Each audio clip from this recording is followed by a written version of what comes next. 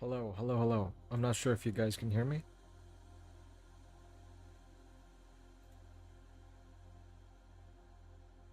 Hello?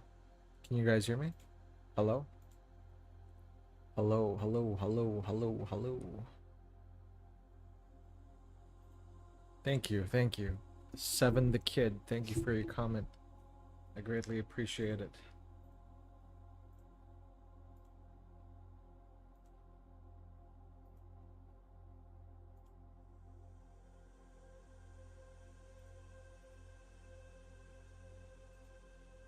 Apologies if it was just music of the past few minutes.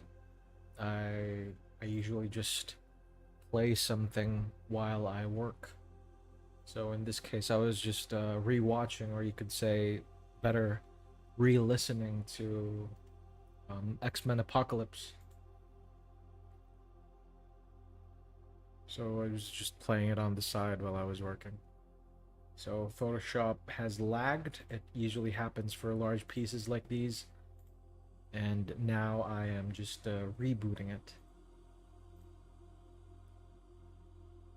Because this is a very large illustration. So this illustration is 5,000 by 7,000 pixels, more or less. And this is the work that I do. Welcome, welcome. I'm glad to have you all here. Thanks for dropping by.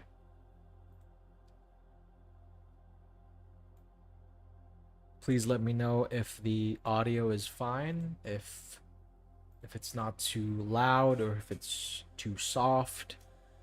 If you have any questions on how to draw, by all means, please just leave your comments here. I'd be more than happy to respond to them. So right now, as you can see, I've already given focus to the face. The left eye is a little crisper than the right. I initially wanted to spend time and crisp up the other two, but I think it would be best if I focused first on the rest of the illustration before I manage to spend time in that department. So right now, what I have to do is add shading to what is supposedly just a simple white robe. But in reality, whenever you wear something, it's never truly white. Colors are never really represented the way they're written. For example, if you have a blue cap, depending on the lighting scenario, it's never fully blue. You have times when it's a little green, you have times when it's a little violet. But there are some colors that are quite strong, but even red, which is a very strong color, even that can have moments when it's not still fully red. And those are things that we have to watch out for.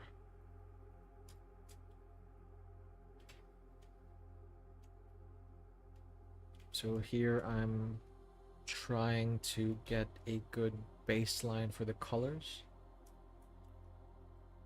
I can tend to be a perfectionist when it comes to things, and I have to snap myself out of it.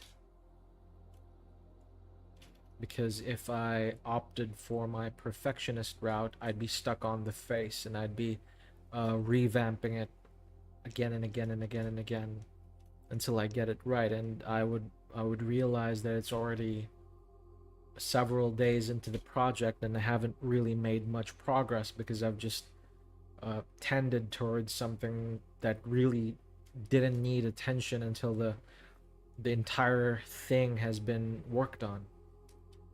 So that's something that I'm trying to correct right now while I'm working on this. How long have I been working on this piece specifically, if I don't mind? Uh, not really sure. I think I started this project. Let me see when I started this project. I started this project because I'm working hand in hand with several projects all at once. So I can't say a cumulative so far. I haven't done the metrics. But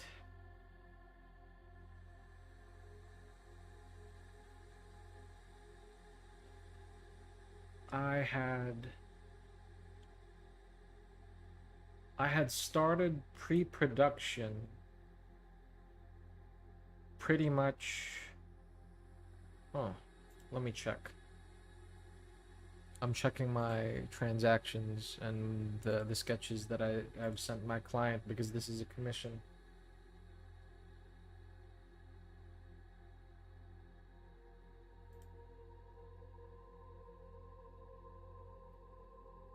I sent the pre-production sketches on the 27th of last year, December. But I started production on this specifically. When did I begin production on this? Because pre-production entails the sketches, the conceptualizing, and so on and so forth. So that's quite different from the once the client gives you the go ahead that you can start working on the final version. That's when I jump into it. So let's see. I started this January. No, not 17. What the hell? Didn't start this. Let's see. Pre-production part 2. So pre-production. This was the one of the approved final sketches. This was finished. This was created out more or less Jan 12. So I pretty much just started production on this within this week. I think that's the rough estimation. I can check my live streams and yeah, I'll check my live streams.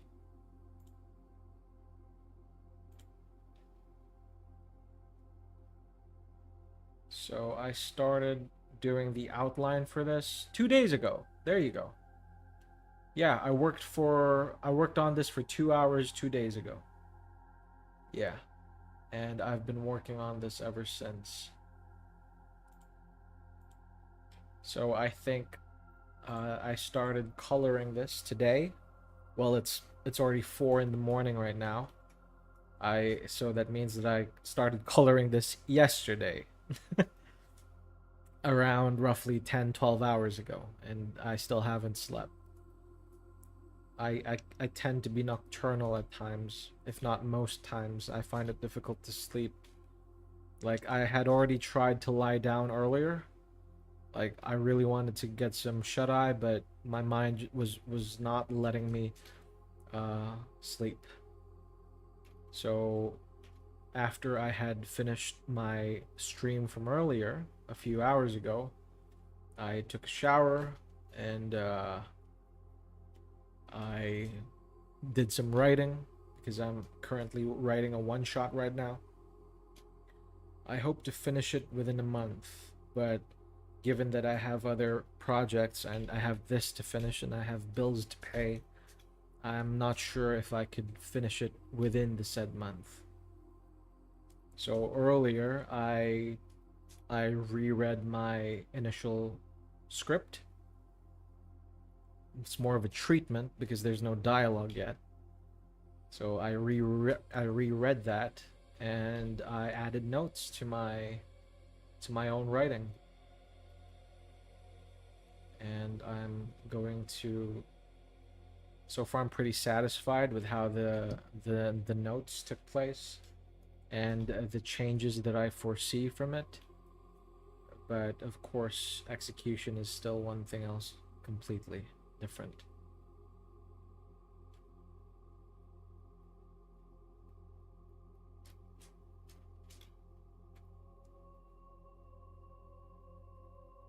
So now that I still have some battery, I told myself that before I pass out tonight, well, today, because it's already 4:40 in the morning, it would be nice to have some progress done for this. And so that's what I'm doing now, and I'm glad to have you here. So if there are other people you know who draw, who are interested in processes like these, and if this catches your fancy, please let them know. And if you have any other art related questions, of course. So if it's your first time here, I'm RLVRT. That's not my real name. My real name is Marius, and I've been a freelance illustrator for the past 8 years. So I've been doing this for quite a long time now. So I specialize in this semi-realism, stylized realism. I don't focus on hyper real. That is a ballpark. So most of my clients go to me for something that is a blend of modern and classical Renaissance. So even if the subject, what is happening? OBS seems to be having a problem with what is going on. Is the stream working well? I'd like to ask.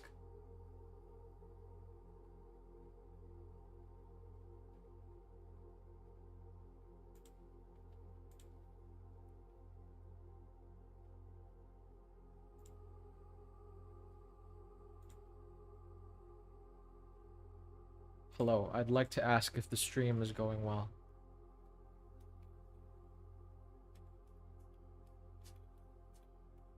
Anyways.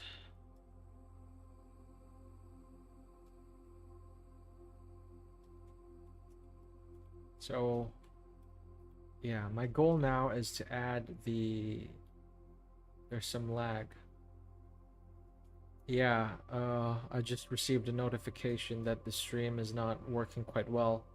But I am connected to the Ethernet, and my internet is working, so I don't know what exactly is going on.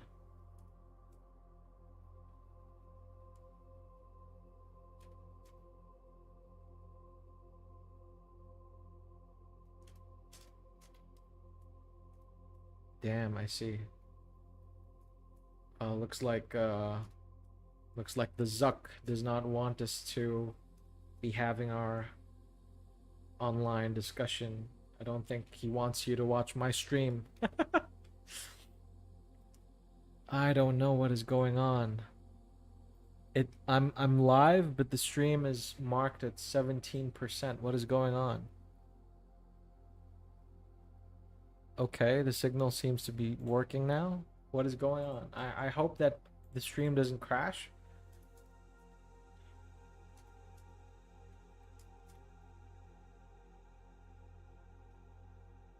Anyhow. So yeah, now that I've provided the baseline for this. So as you can see, this is where, oh my god, this is where we started. Pure white. Now we have something a little more auburn. But the goal is something that is white. So, but we cannot achieve dynamism and a level of reality if we don't add the darker colors first.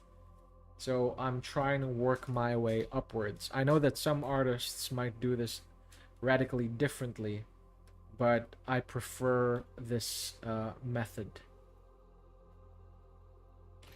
So, because in my mind, my theory is that it's like I'm lighting the image.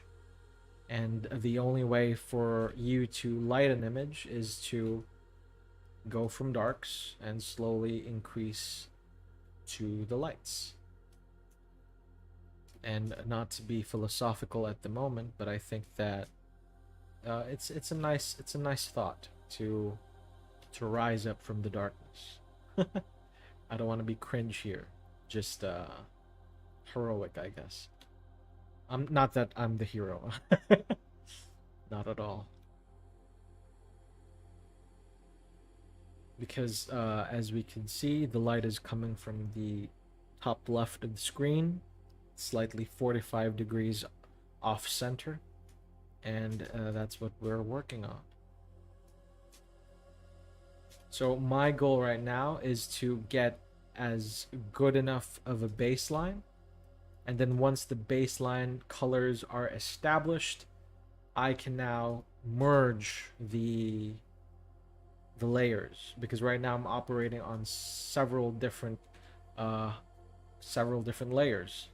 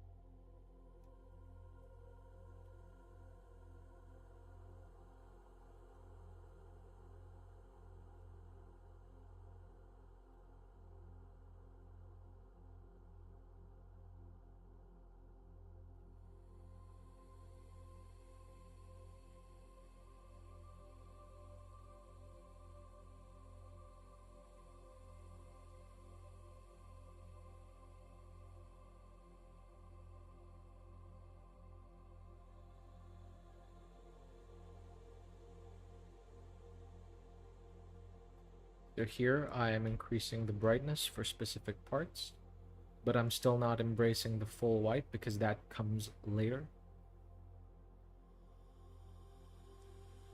So I'm using a combination of yellow and blue.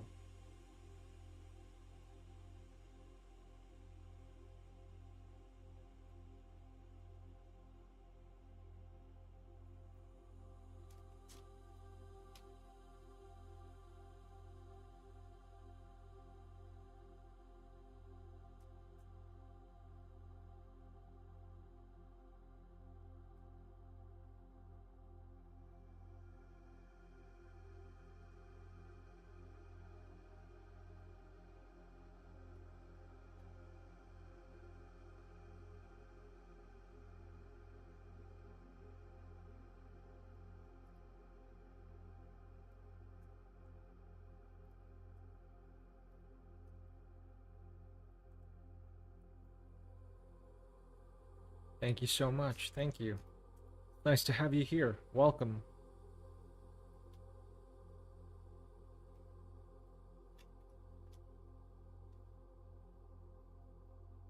So this is a commission. This is a portrait commission that I am doing. So these characters seem to be inspired by Star Wars Knights of the Old Republic. I myself have not played it, but I absolutely enjoy the cinematics. So I grew up watching all of the cinematics. I saw some gameplay as I was growing up, but I wasn't really allowed to play games. I had to hide playing games when I was growing up. We had dogs back in the day, and we would only be able to play when our parents are outside.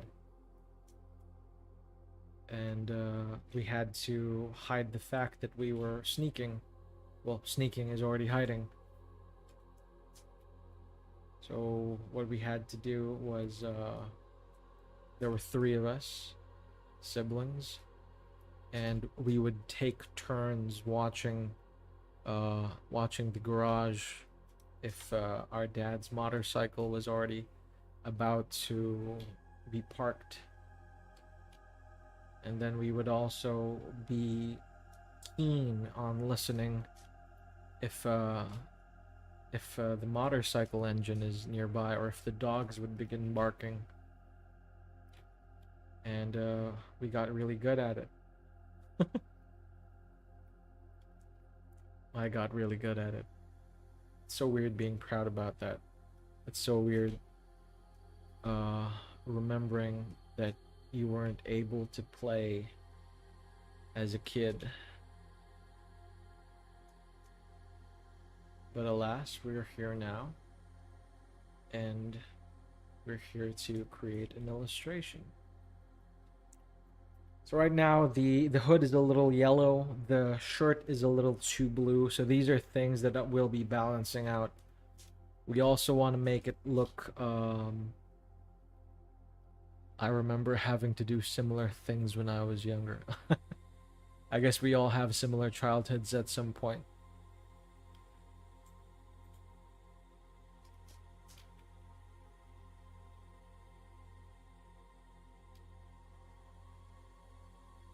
I hope that nowadays, wherever you are, however old you are, that you are now able to play the games that you want to play.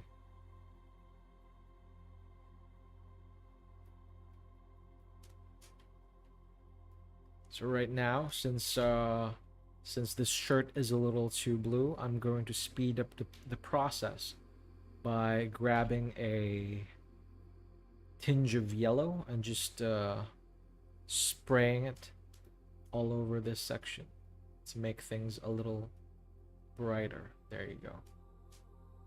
But I have to be careful, or else I'm gonna risk losing dimension.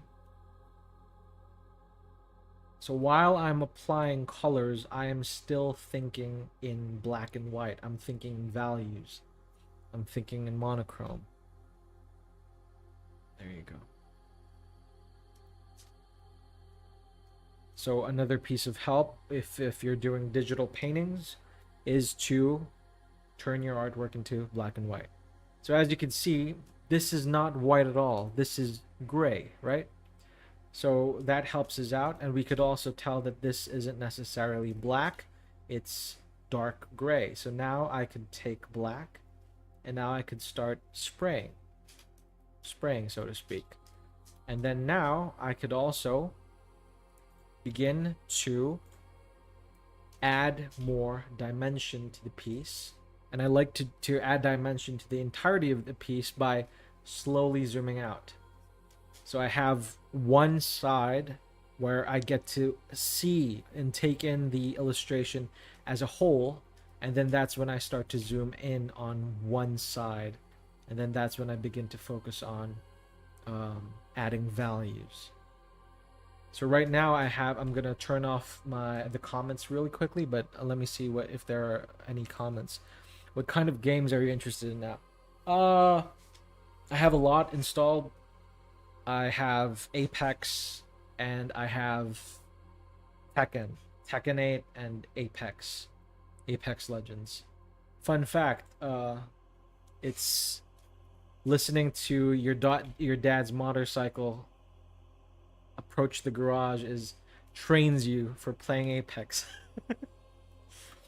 Because you get to kind of estimate when your father is approaching just by the most specific beats. And then now when you're playing a first person shooter game and you have to listen to footsteps, you kind of apply the same skills. It's just an interesting set of events. But I also play. I have installed Jedi Fallen Order right now. I've gotten past the introduction. I think I'd like to play it with my fiance, but we don't really have much time. She has to come visit before we get to play, and it takes takes hours to play a game, and we can only play so much. I've introduced her to God of War 2018. I've also introduced her to... What other games have I introduced her to? I've introduced her to quite a lot of games. State of Decay 2. What else? What other games have I shown her? What games did she panic at? Opens up Steam. Ghost of Tsushima. Yeah. Batman Arkham Origins. She loves that. She also loves Ghost of Tsushima. I've had her sample Helldivers too, but she panics at the sight of one Terminid. She loves Hitman, so she loves visiting new places and I guess taking out targets in those new places. That's something that she really likes to do.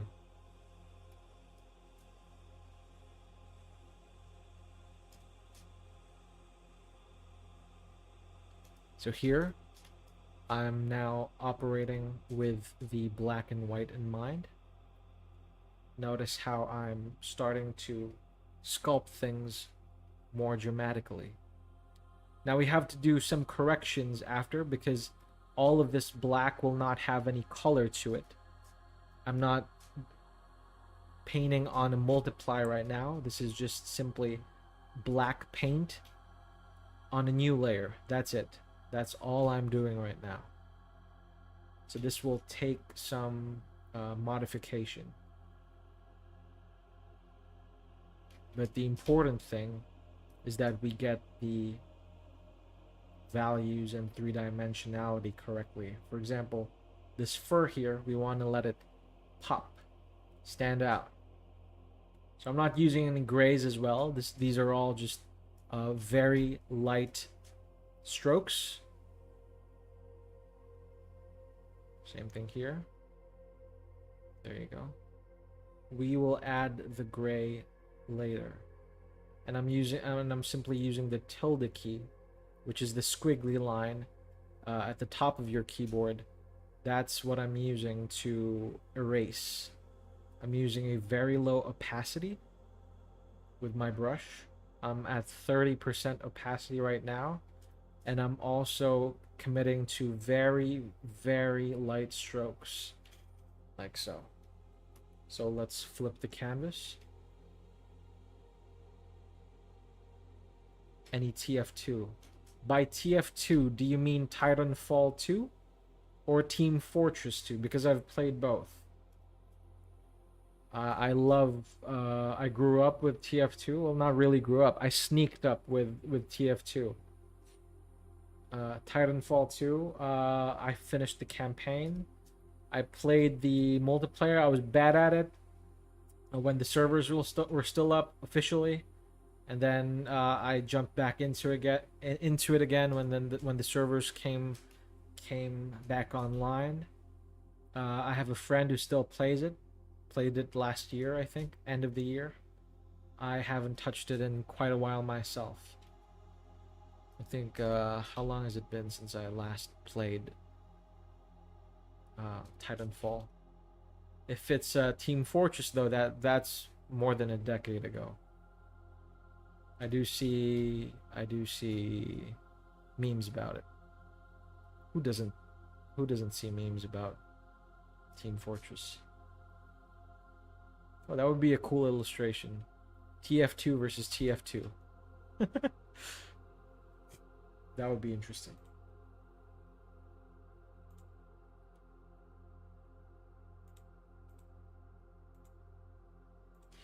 In fact, I have an idea because I don't know if you guys have seen Marathon, the upcoming new game, but I was watching it and they're calling their runners shells. So let's see the before and after. There you go. Now we have more dimension.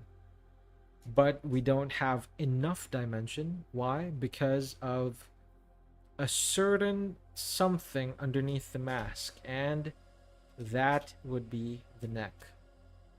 The neck is a little too light for my taste.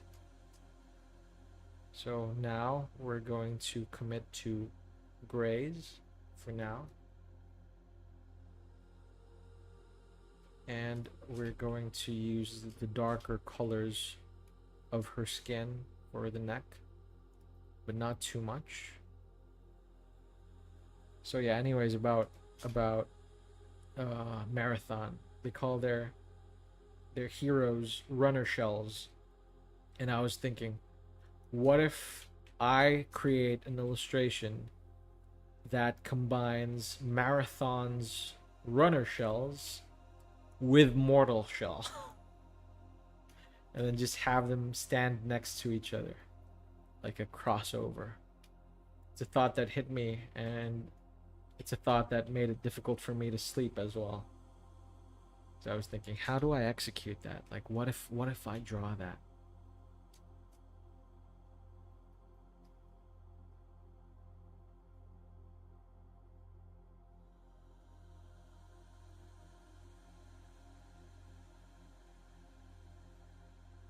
So here.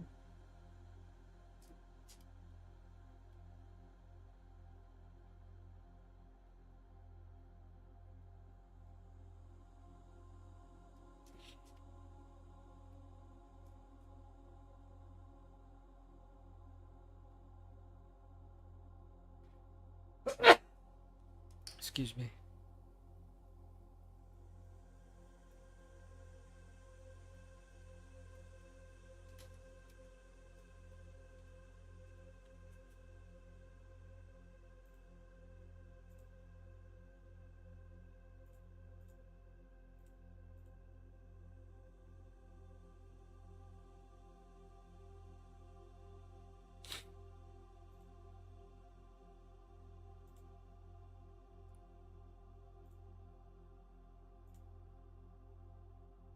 How do you decide on the base colors? I usually struggle with that. I would say that it takes observation. Back then, I really didn't know how to select base colors. One thing that I've come to realize is you really have to stare at things almost at an obsessive level. If you can find video materials that talk about like like for example, if you look at a car, right? If you look at a car and it's colored red, it's not always colored red right away. Sometimes they have base colors because they want to decide how that red shifts in hue according to the lighting. And speaking of red and the idea of colors, one thing that I think I could refer you to is Corridor Digital. They have a video on how the team for Iron Man, the movie from 2008, the very first Iron Man film. Like right now, Iron Man is a household name, right? When you draw his helmet, everybody knows who it is. But this was back in 2008. Nobody knew who Iron Man was. Nobody gave a damn about Marvel Comics during that time, except for Spider-Man and the X-Men. Iron Man was a nobody. And so during this time, Marvel Studios did tests. They did many tests behind the scenes just for internals, and they tested out the red metal. As they were doing the red metal, it did not look correct at all. They just simply like they went to Blender or whatever application that they had. Usually it's Maya for VFX, and then they just turned it red, standard red. And then they added luminance to it and reflections and gloss, and it looked terrible. What they realized is that they needed several base colors first, something more auburn, something more yellow, before they apply the red. And so if you rewatch the movies again, depending on the lighting, his suit reacts to that correctly. And so that is what I would recommend for you. So there is no exact answer to what the base color of an object is. They are things that you have to figure out. But as you're going through your studies, as you're drawing a lot and painting a lot, you get to memorize these things. So, for example, when you're painting white, you can either go for yellow and blue, and this is something that I really do. So depending on if it's wool, then it's a little more yellowish. If it's satin, depends on uh, depends on the lighting of the room. It can be bluish, but if it's silk or satin and it's set in a more romantic setup, if it's set in the bedroom, then you may opt for warmer lights, and so your base color becomes more yellow. But as you approach a light source, for example, daylight, then your base color ends up becoming more blue. So these are things that you have to keep in mind as you paint. It can be a lot, especially if you're trying to be technical about your painting. It can be overwhelming at times. But you have to think about the physicality of the materials and how they respond to light, what these items are made of, if you want to consider refraction, and all of these different things. I'm not. I hope that answered the question. So, for example, here, notice how it was very grayish and muddy because you see a complex blend of of deep grays, and then blues and so on and so forth. So what we want to try and do is we grab that color, that singular color. Actually, I'm gonna go for the color that I used here earlier, and then we're going to apply it. We're going to neutralize that color, and then we're going to select the resulting neutralized color and blend it using round circular strokes. So now you have this contrast between the bluish side and the side that is a little more yellowish. And this is where we blend them in the middle. And so you end up with a very specific effect, like so.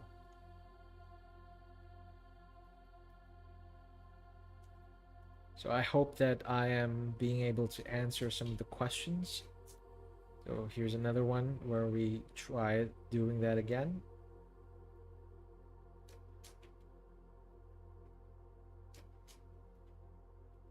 So we're trying to simulate a piece of fabric that's pushing forward. So it has a very specific contour, and that's what we have to replicate. We use round strokes so that the fabric looks softer rather than more metallic or hard. And then here, I think we could try applying pure whites. But I don't want to apply pure whites yet. It's something that I kind of want to focus on doing after. But there it is so far.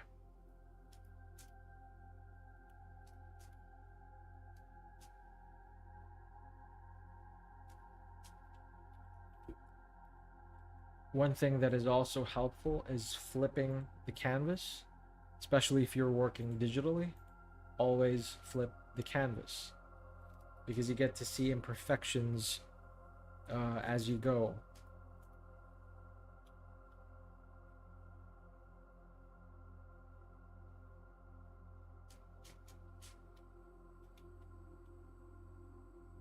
So one thing I also like to do is I like to leave a layer that's untouched, for example here.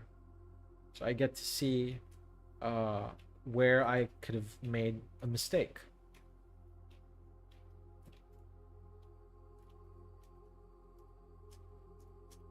So I realize that the cast shadows that I've set up here should be extended up until here.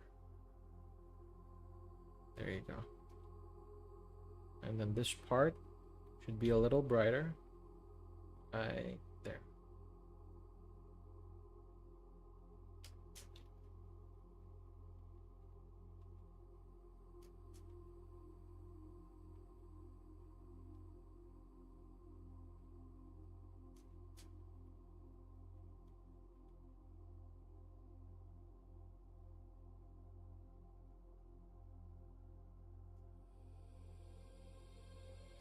So let's test it out again. I think the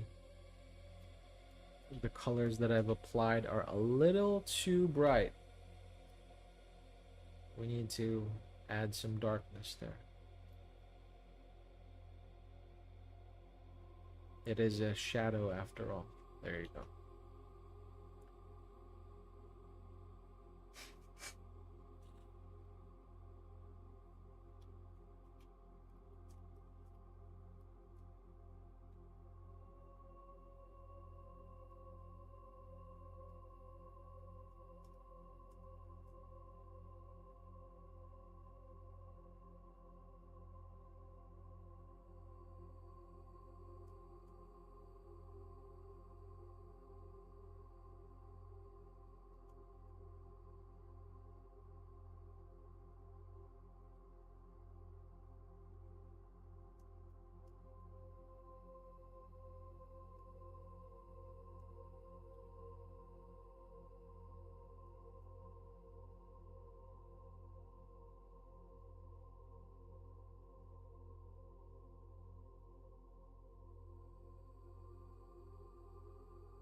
You look at reference for lighting or where to put your cast shadows.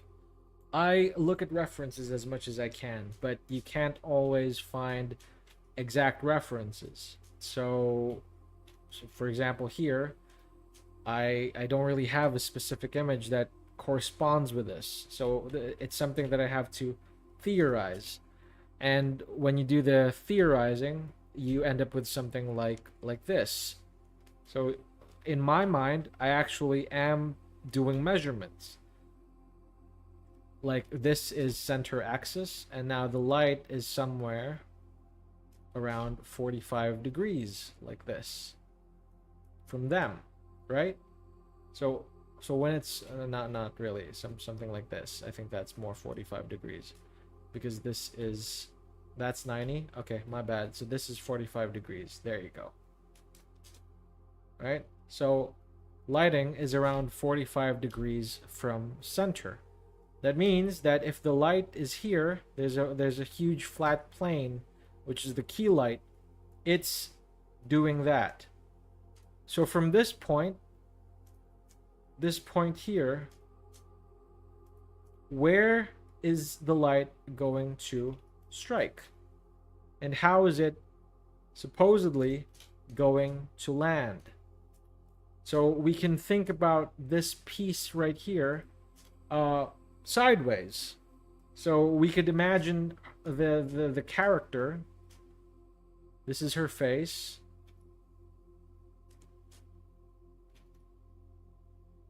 That's her face.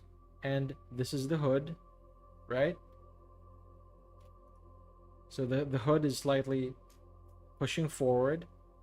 And then you have this part right here, which kind of forms a straight line. And then it does that because it connects to the back like so. And it compresses somewhere here.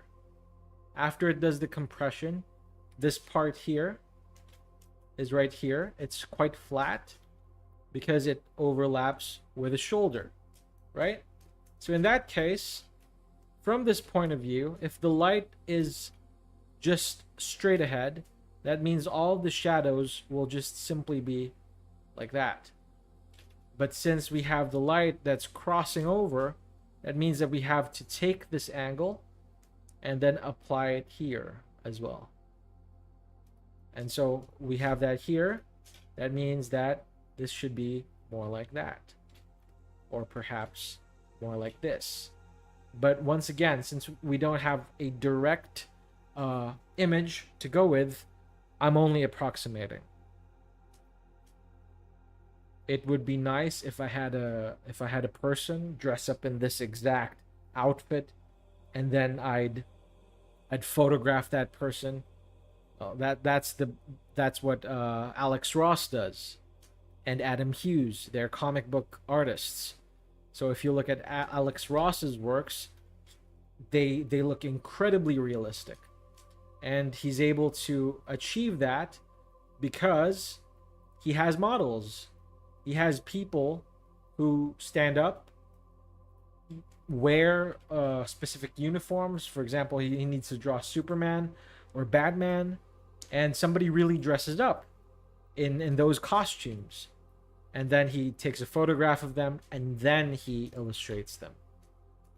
So, being an artist, the closest we could do that live is to get our webcam or our phone camera and to take photos of ourselves.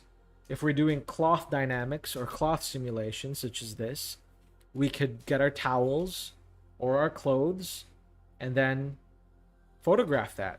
Put it on your head, act as though it's a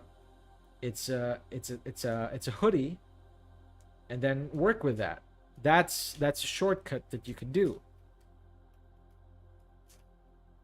There are also a lot of references online if you go to places like ArtStation. So there are studios there that take photos of real life people and then they create sets out of that. And you could purchase them sometimes for $6, sometimes for 12. If you're lucky enough, you could find them free online. So those are your go-tos.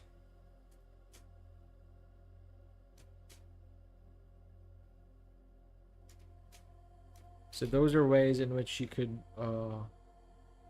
get better at grabbing references.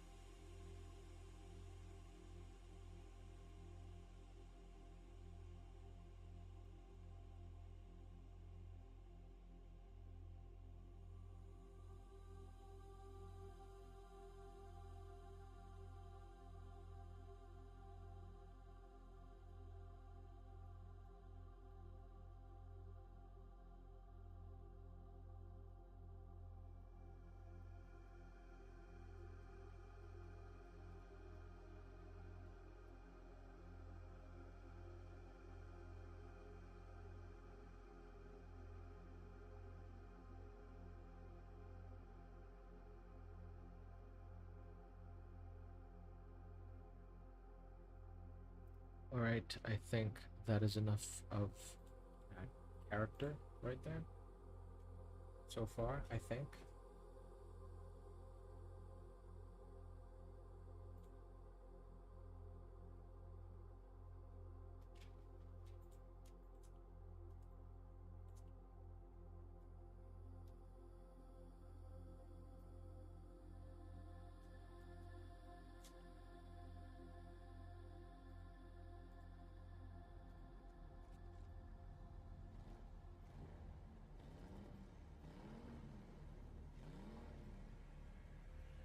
Thank you. Thank you.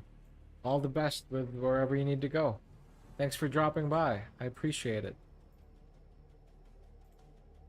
We're glad to have you whenever you drop by next time. Thank you. All the best.